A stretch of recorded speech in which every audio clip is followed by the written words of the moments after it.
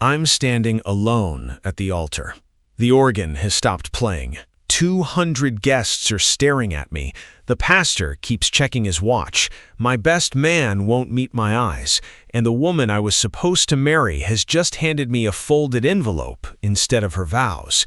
She leans close enough that only I can hear her. "If you love me, don't open this until I'm gone."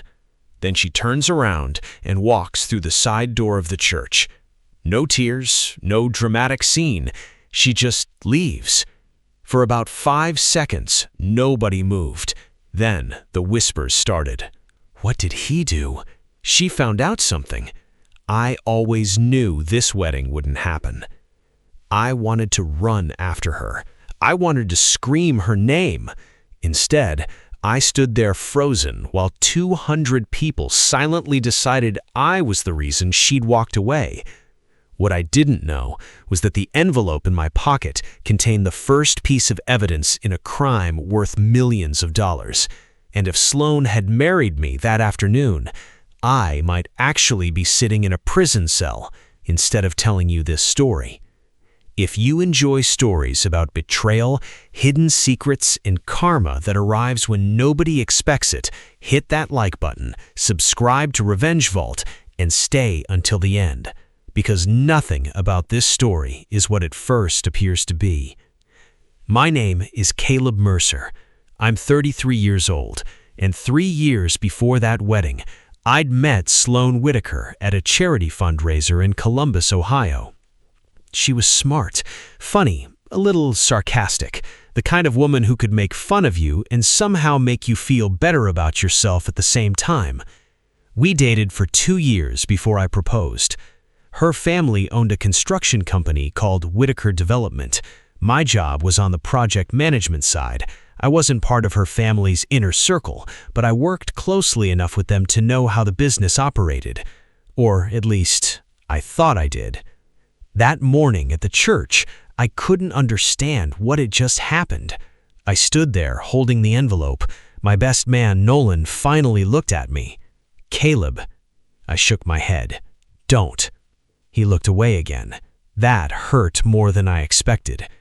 I walked outside through the side entrance. My phone was already exploding. Calls, texts, missed messages. Then I saw one from Sloane. "Please trust me." That's it. No explanation, no apology, just 4 words. "Please trust me." I sat in my car for almost 10 minutes. Then I looked at the envelope. I remembered what she'd whispered. "Don't open this until I'm gone." She was gone, so I opened it. Inside was a small flash drive, a photograph, and a handwritten note. 3 lines. "Do not go home. Do not call my father, and whatever you do, don't sign anything." I read it twice, then a 3rd time. My hands started shaking. Why would my future wife leave me at the altar and tell me not to call her father? I plugged the flash drive into my laptop. There were 12 files, bank statements, invoices, internal company emails in one spreadsheet. I opened it. Then I stopped breathing. There were payments totaling more than $4.8 million. Money had been leaving Whitaker Development through fake subcontractor accounts. And next to dozens of those payments was my employee ID, my login, my approval code. I stared at the screen. No, I hadn't approved any of those payments. But according to the records, I had. I started scrolling. The dates went back nearly 8 months. 8 months. That meant somebody had been using my credentials long before I even knew there was a problem. Then I found the photograph. It showed a man standing outside a bank, Garrett Whitaker, Sloane's older brother. He was carrying a folder. On the back of the photograph, Sloane had written, "He's not alone." I leaned back. My first thought was that Garrett was behind it. My second thought was worse. How much did Sloane know? I called her, straight to voicemail. Again, nothing. I called her father, Warren. He answered immediately. "Caleb." His voice was cold. "Where are you?" "Why?" Because your wedding is over and you need to stop making this worse. My stomach tightened. Did Sloane tell you to say that? Silence. Then he said, you need to come into the office Monday morning. Why? We need to discuss your role in the missing funds. My blood went cold. My role? Your credentials were used.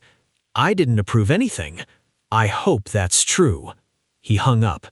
I sat there staring at the phone. That was when I understood. This wasn't about my wedding. The wedding was a distraction. Someone was preparing to make me the fall guy. And suddenly Sloane's behavior made sense.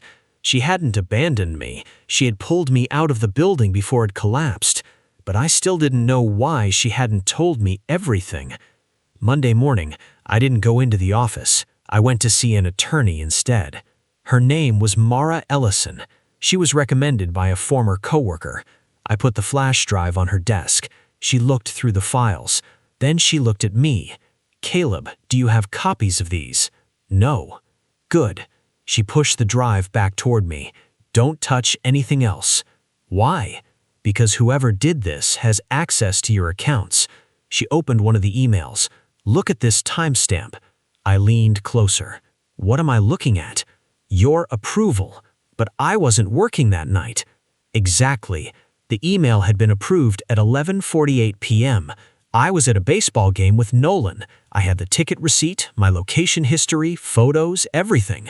Somebody had created a paper trail that placed me inside a system when I wasn't there.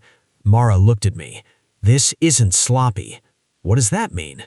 It means whoever did this planned for an investigation. I swallowed, and they planned for me to take the blame. She nodded. Yes. That afternoon, I called Nolan. He answered carefully. Hey, did Sloane talk to you? No. You sure? Yeah. I paused. Why didn't you look at me at the church?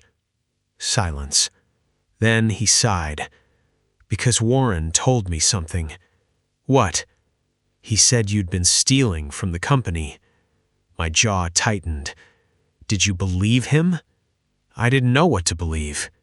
That hurt, but I couldn't blame him. The evidence had been designed to make me look guilty. Then Nolan said something that changed everything. Sloane called me the night before the wedding. What did she say? She asked me to make sure you didn't sign anything. I froze. Anything what? I don't know. That's all she said. I hung up. The next morning, Mara called. We found something. What? The approval codes. What about them? They weren't copied. I didn't understand. What do you mean? They were generated from inside the company. So someone with administrative access created a second authorization profile. I sat down. Whose profile? She hesitated. Garrett Whitaker. My stomach dropped. I knew it. Garrett was involved. I wanted to confront him immediately. Mara stopped me. No. Why? Because if he's part of this, he knows you're investigating. Then what am I supposed to do? Let him think you're scared. I hated the idea, but I agreed. That afternoon, I went to the company. Garrett saw me in the lobby. He smiled. It was the same smile he'd given me at my engagement party, like nothing had happened. Caleb? Garrett? You okay? I looked at him.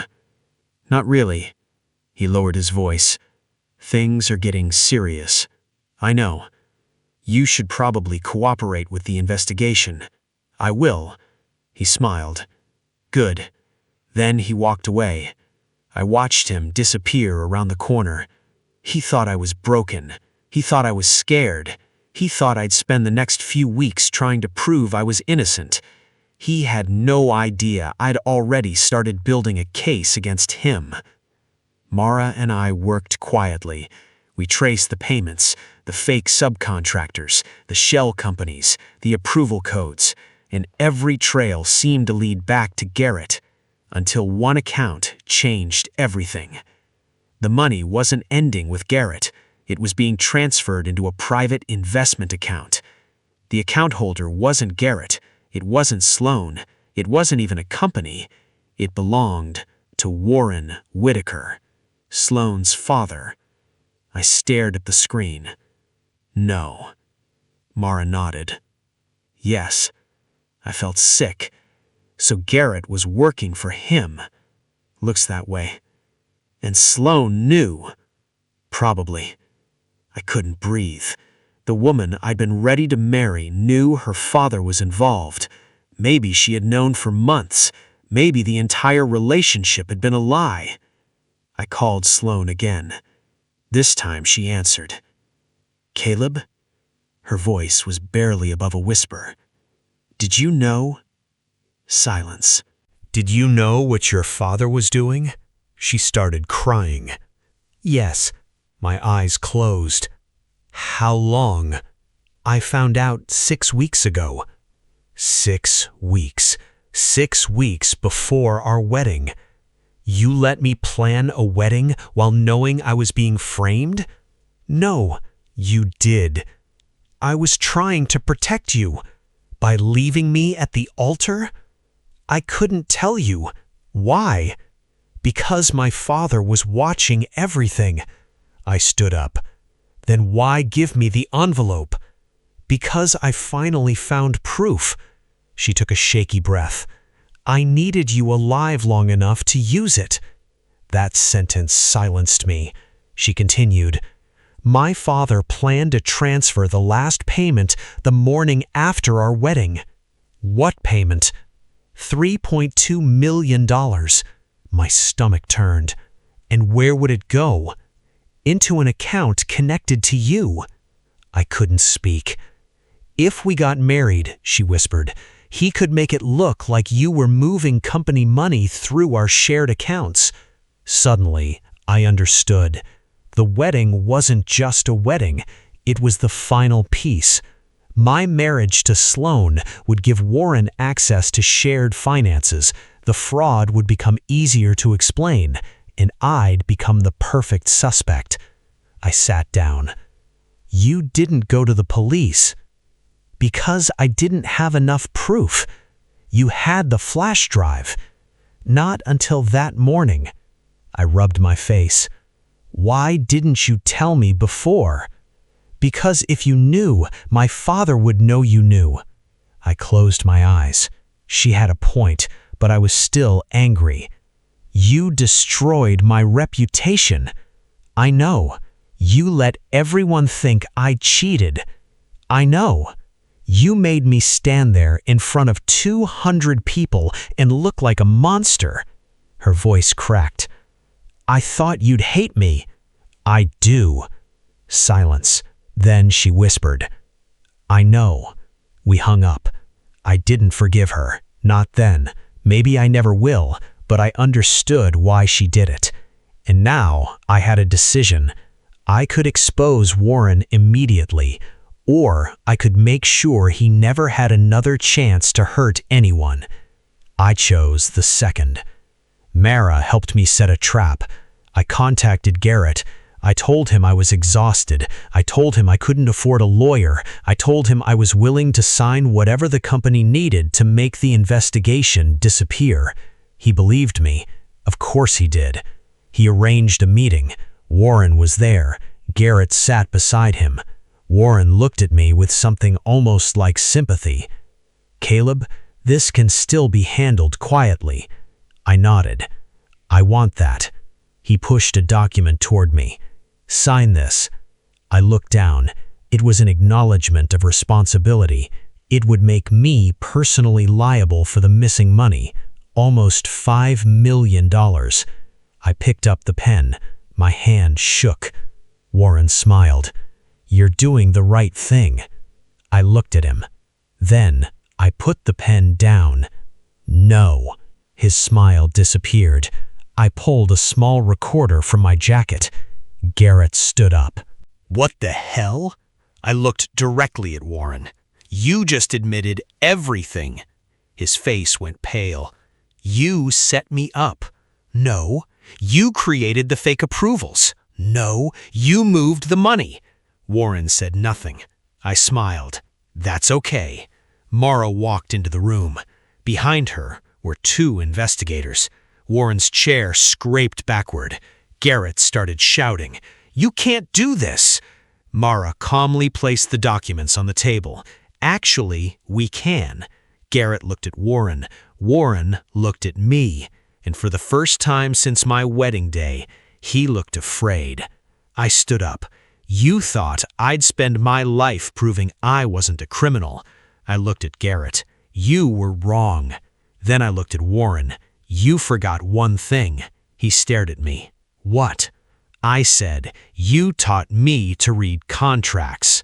His face changed because he suddenly remembered the one thing he hadn't accounted for, the original contract, the one Sloane had found, the document that proved Warren had intentionally structured the entire scheme around making me personally responsible, and Sloane had kept the original. Months later, Warren was facing charges. Garrett cooperated after realizing his father was willing to let him take the fall. The company recovered most of the stolen money. My name was cleared, and the people who had whispered about me in that church eventually learned the truth. Some apologized, some didn't. I stopped caring. As for Sloane, I saw her one final time. We met outside that same church. She looked at me. "I never wanted to hurt you." "I know." "Do you hate me?" I thought about it. "No." She looked surprised. "I hate what you did." She nodded. "And I hate that I still love you." Neither of us said anything for a while. Then she asked, "Do you ever wish you opened that envelope before I left?" I smiled. "No." She looked confused. "Why?" "Because if I'd opened it while you were still standing there, I would have followed you." She started crying. "And if I'd followed you," I looked toward the church, "I might have signed the wrong papers." I took a breath. "So thank you." She nodded. Then we walked in opposite directions. I never got married that year. I didn't jump into another relationship. I took a new job, moved into a smaller apartment, started over. And I kept one thing from that wedding, the suit. Not because I wanted to remember Sloane. I kept it because it reminds me of the strangest truth I've ever learned. Sometimes the worst day of your life isn't the day everything falls apart. Sometimes it's the day you finally discover what was waiting underneath it. I thought Sloane canceled my wedding. She did, but she also saved my life. And the people who thought they were destroying my future ended up exposing themselves instead. That envelope didn't contain a breakup letter. It contained my way out. And the wedding I thought I'd lost was actually the trap I escaped.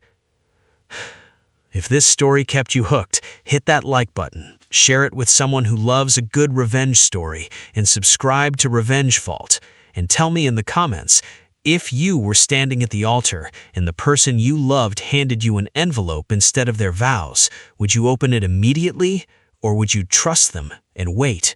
Because sometimes the person walking away from you isn't abandoning you. Sometimes they're the only reason you survive what was coming. And sometimes the sweetest revenge isn't watching your enemies fall. It's standing free while they finally face the truth.